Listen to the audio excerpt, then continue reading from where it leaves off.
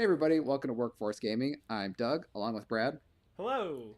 About a week ago, Brad had picked up Detroit Become Human. As a big Quantic Dream fan, you've actually been kind of waiting for this one for a while. For a very long time. Yeah, and I think you're one of those people who absolutely admits why you like the Quantic Dream games. Like they have their issues, but you just like those Yeah. games.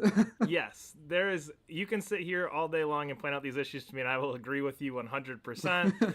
But for some reason, I just love these stupid games. They're so good and so entertaining. And yes, I know there's the boring stuff where you're just walking around a house looking at stuff. And yes, there's some very clumsy dialogue. And yes, a lot of it feels forced. But at the end of the day, I'm gonna have a great time.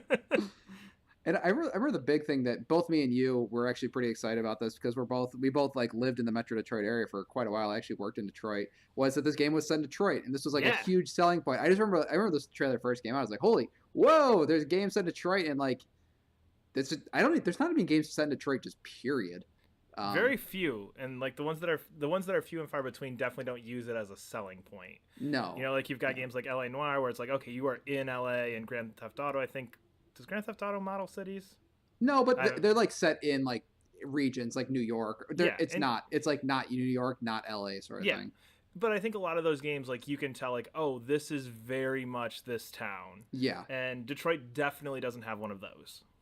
yeah, no, exactly. So yeah, so this was like kind of a big thing, and I remember I remember the one thing they kept talking about is like, why did you guys set it in Detroit? And the only answer I ever heard given was that this was the heart of the auto industry, so this is where the heart of the Android industry would come from, and that was about it. So I guess one of the big questions I'm going to ask you is this game set in Detroit that takes in the culture of Detroit, the city, the social aspects of Detroit, or is it just a game that is set in a town that happens to be that looks like Detroit? Um, None of the above Okay, because it's definitely not reflective of Detroit. Um, and I think those of you who aren't from Detroit probably would get bored by this conversation. But anyway, regardless, it definitely doesn't feel like Detroit at any given point. The only things that I really picked up on, and I was looking, trying, going like, "Oh, this is exciting." The first opening of it yeah, does kind of like the like fly over, like fly through, and they show like the spirit statue and the big fist, and you see all like the Detroit iconic landmarks. Like, okay, here we go. Like this is gonna be cool. Like we're in Detroit, and then outside of that, outside of like an altered skyline, even because obviously they put in new buildings, quote unquote. Really, yeah, the only like one that you can pick out is go, oh, that's the Renaissance Center. Um, Outside of that, there's not much. So those first 10 minutes they hit you hard with it, and then it yeah. could really be any city. There's subtle allusions here and there, like there's a reference to like, oh, like one of the magazines or something was talking, or maybe a news report or something was talking about the first Android-owned Coney shop, which is a Yeah. very Detroit thing. And like when it goes, oh, it's 7:30 p.m. and you're on Lafayette Avenue. Oh, you're on like one of the demonstrations from the androids. I think takes place on Woodward, and it's like, oh, like I know those street names. But to me that all seems like very like superficial like stuff you could find Yes. on Wikipedia. Yep. It. Yes. Like do they talk about the fact that like there's all these like really crazy political things going on in Detroit at any given time? Nope. Okay, No. no. But well, I mean, the game itself is a very politically motivated game, just in terms of like the analogies to the story they're trying to tell, and the androids are very clearly, and again, this is that Quantic Dream kind of like heavy-handed, like it's obvious that this is a story about racism and Yeah. people not getting along with people and differences and all that kind of stuff.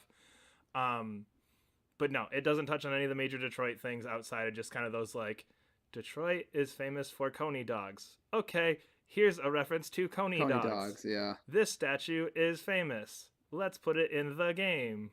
This Woodward is a main street in Detroit. This takes place on Woodward. that's really that's kind of it's like interesting and disappointing and like because I think it just be an interesting story about like the socioeconomic like changes that are going through Detroit and like the fact that like currently Detroit is sort of an empty city like that is an interesting thing to talk about. It's an interesting setting to put in there. It kind of seems like they did maybe they didn't waste it but they didn't like reap the It's benefits of yeah, setting it. it's definitely, especially for a game that gets its name. This is Yeah, Detroit the game. Like that's the yeah, name it's of true. this. It's called Detroit. And I Yeah, think like if it was just had this been like, oh yeah, like this game Become Human, and the game Become Human is set in the town of Detroit 30 years from now, and Detroit's gone through some changes, and they've experienced a new boom since the audio industry kind of had its collapse. But when that left, then these Android companies came in and kind of filled the gap, and it brought the city back to life, and now you have the city that we're seeing in the game. Okay. Like, that to me is kind of the direction you could have gone, and none of that shows up in the game really at all. There's little references to like, oh yeah, the auto industry was a thing.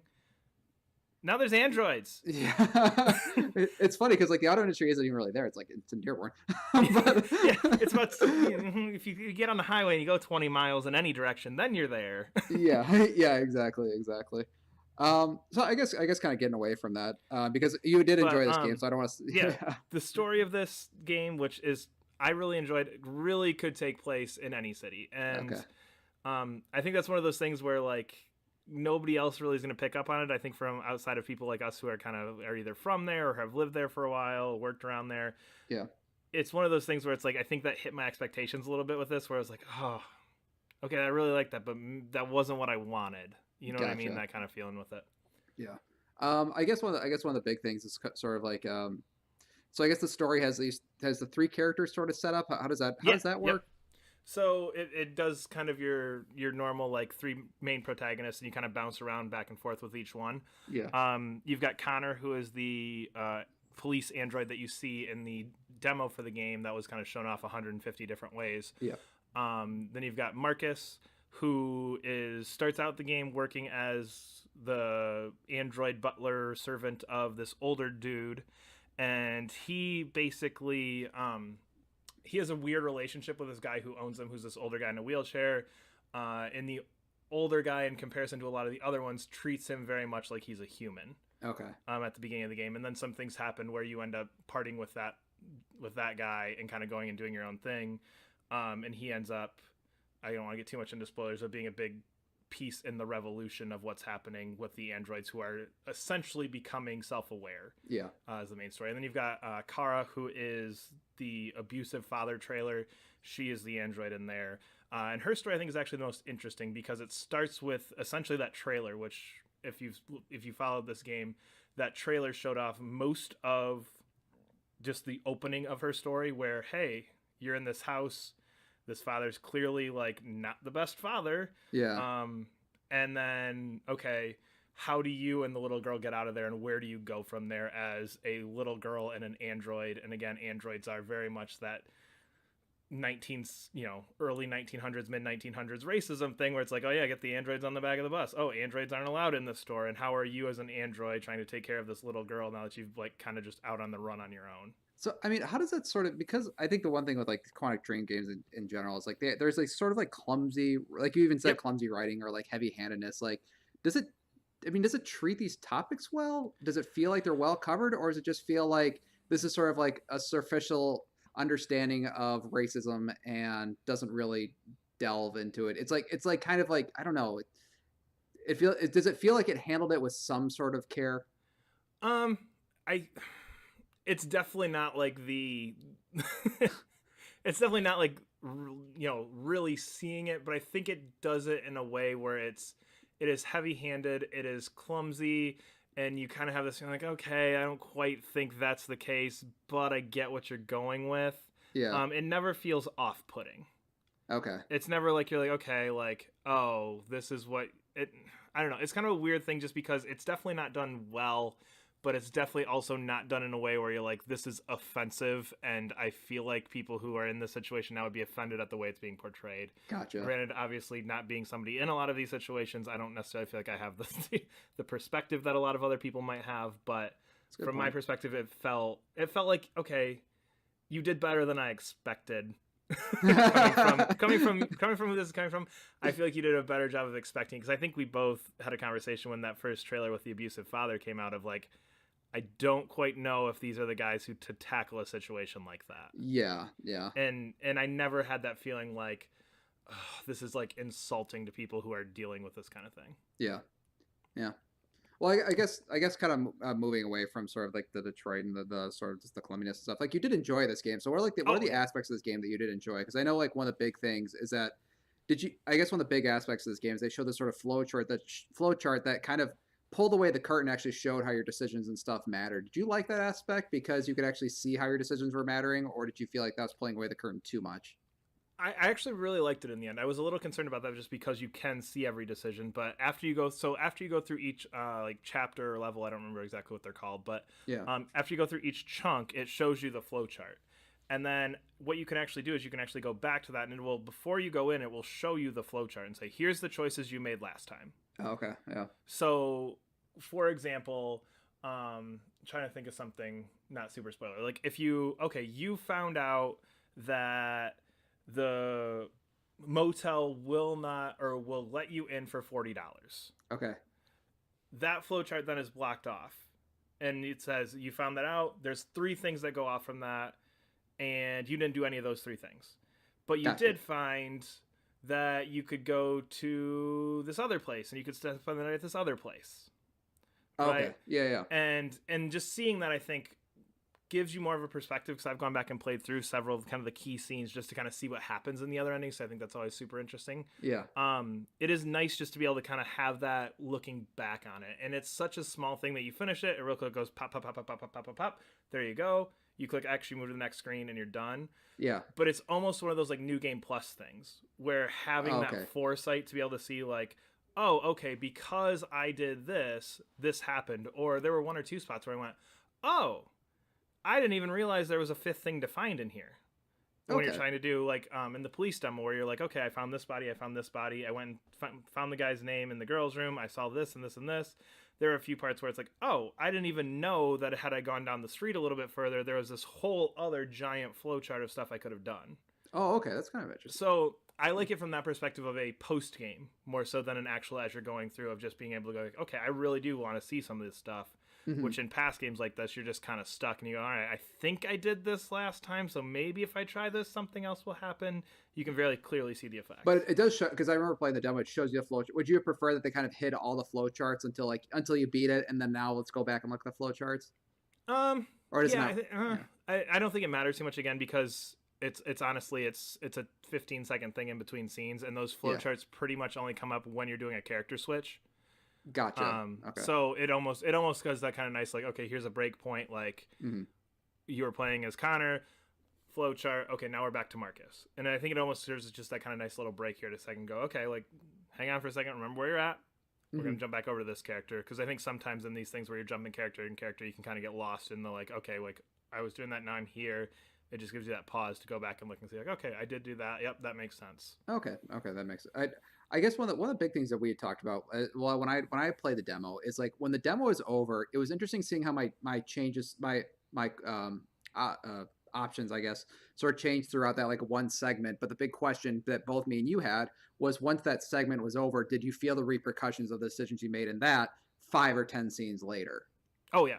Okay, you do. Okay, yeah, great. Yeah, great. absolutely. And I think this is something that Quantic Dream's done really well at evolving over the years. And I think just kind of these choose your own adventure games, so to speak, have done as a whole, is you definitely feel it. And just in even some of the ways, going to that rooftop scene with Connor is the opening of the game, and they reference that. There's a real pivotal scene towards the end of the game when you're talking to a couple characters, and they actually go back and reference like, but you did this in that opening scene. Why would you do this if you didn't believe this? Gotcha. And they do reference that a lot, especially Connor is kind of the conflicted character of like, well, I'm the human's puppet, but are the humans the right people in this? And he's, because it's all about becoming self-aware, like part of it is kind of his like conflict of like, I'm a machine, but I don't quite think I'm still a machine. I think I might be something more. Gotcha. So they reference a lot of those things back, going like, but in your interaction with this, you acted more this way. So like, obviously you must believe this, or obviously you must feel this way. Yeah. And just, it does a really good job of a lot of those scenes. There's, again, several scenes, Kara and Alice, who's the little girl, walk around together, and there's a lot of scenes in the way that you interact with other people that the little girl will pick up on. Oh, that's kind of neat. So because you kind of escape the abusive father, I guess, spoilers if you didn't see that trailer, that's a super early game, but because you kind of escape from there, and that happens, like, you don't have any money, you're an android, like all these things are going on, and a lot of the ways that you handle, like, okay, like where are we going to sleep tonight, or how are we going to get food for this little girl, or what am I allowing this little girl to see in terms of what else is going on, then impacts not only that little girl's opinion of you, but some of the other characters around you, of how you're interacting with this girl as you go through the game. That's pretty cool. So did you feel like that those? So I mean, besides the fact that your decisions matter, did you like how your did you like how your your decisions were impacting, like, as they like kind of cascaded down? Yeah. Again, the whole decision thing works really well. I don't quite think it's to the level of like Until Dawn. I didn't want to bring up Until Dawn at all because I love Until Dawn. I was like, I didn't want to end this with, is it better than Until Dawn? I don't necessarily want to get into if it's better than Until Dawn, because I think they're very different in the tone and the feeling of the game. This is not a game of like Until Dawn. I feel like part of it is, can you survive this? Yeah. And can you make the right choices to survive this? This is much more this is coming. How are these characters going to react to it? Yeah. Androids are becoming self-aware, or deviants as they're called. How are you going to react to this? How are you going to handle this situation? How would this character handle this situation? Yeah. More so than Until Dawn, which, despite very similar play styles, very similar kind of behind the scenes concepts going on and things like that, it's very different in the way they work. So I don't even necessarily think a direct comparison between them is good, just because there's 3 characters in this game. They can die. But Until Dawn, there's 9 characters. So if you lose somebody 2 hours in, you're like, oh well, let's keep going. Like, they didn't make it. They didn't make it. Whoops. Whereas this, it's very much like the goal isn't necessarily to make it through this game. It's to figure out how are you handling this political, this social status of these androids as it goes through. Gotcha. And just because Until Dawn had that sort of like that, I guess, guillotine over your head the entire time, and made those decisions feel. Yeah. Until Dawn, I feel like, is trying to be a really good B horror movie, and this is trying to be a really, really like sophisticated, high-end sci-fi like political statement. So it's like, because you can make a B horror movie and it's still like, oh, that wasn't so great. It's like, it's a B horror movie, but this one, it's like, well, if you don't do that quite right. Yeah, and then that's, again, a big difference with them, is this one is trying to be serious. There's no oh, we're just playing around here. It's like, so did you feel your ending? I don't want to ask what your ending was, but I mean, did you feel it was satisfying given what had happened the rest of the game? Yes. I screwed something up at the end and pissed me off in terms of like what happened. It was one of those like, oh god, I don't know which one to do. And then I did it, and what I wanted to happen didn't happen. Gotcha. But it was more of a oh, okay, I guess I probably should have done that instead of that. That might have made them live. So but other than that, the characters, I think, all had good conclusions. And again, there are several points where the game can end for each story, for each character, looking through flowcharts. So one might make it to the end, one might not. The only issue I had with the ending is every story, movie, game has that contrived point where all these characters just happen to end up in the same point. Oh, well, yeah. And, I mean, that's kind of expected. And that's coming, and that feels overly forced in this. Oh, okay. More so than other games. More so than other games. It is, the one thing I will give it is that it's like, oh, they all ended up at this place, and then we're only at that place for about a half hour, then they all went their separate ways again. Okay. So there's not a ton of interaction between these characters, which that actually sounds like a good thing. I actually like. Because there's 1 or 2 scenes where they do have direct interactions where you're controlling one but not the other. Yeah. And you're kind of going like, but that's not what I would have said if I was that character at the moment. Like, that's not how you know what I mean? Where interesting. You traditionally control that character a little more than you have at the moment. There's only one scene that I can think of, and I don't want to get too much into spoilers, where that happened. And it was just kind of that awkward feeling of like, but I should be. I'm having a conversation with myself right now. Yeah, that's not my Marcus who's talking back to me. That's like their Marcus. Exactly. Yeah. Yes. Yep. All right. So, I mean, you like the game? Had again, every Quantic Dream. I like this game, but there's a lot of caveats to the liking it. Yes, and again, and that's the thing. Like, it all comes down to these games. Like, if you like them, you're gonna like it. Yeah. And that's the thing, is if you like this sort of thing, you're gonna like it. It is very much its own thing. It is very much its own genre almost, because even comparing it to Telltale games, there's a whole lot different. And even again, compared to Until Dawn, it's a very different feeling. So it's kind of its own thing. And if you like this thing, go for it. It's a cool Android story. It's a cool sci-fi story. It's set loosely in a town that I like. Yeah. All right. So we are Workforce Gaming. If you guys like what you heard, you can always follow us on at Workforce Gaming on Twitter, and subscribe to us whatever you're listening to us on. We'll see you guys next week. See ya.